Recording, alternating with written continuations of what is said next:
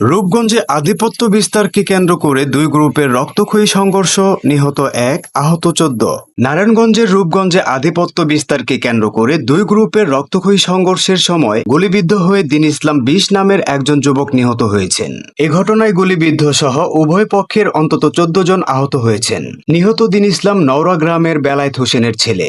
বৃহস্পতিবার বিকেলে উপজেলার কায়েতপাড়া ইউনিয়নের নওরা এলাকায় এই সংঘর্ষের ঘটনা ঘটে। প্রত্যক্ষদর্শী ও স্থানীয় সূত্রে জানা যায়, নওরা এলাকার জমি দখল, বালু ভরাট ও আধিপত্য বিস্তারকে কেন্দ্র করে কায়েতপাড়া ইউনিয়নের সাবেক চেয়ারম্যান রফিকুল ইসলাম রফিক ও সাবেক ইউপি সদস্য মোশাররফ মেম্বারের দীর্ঘদিন ধরে বিরোধ চলে আসছে।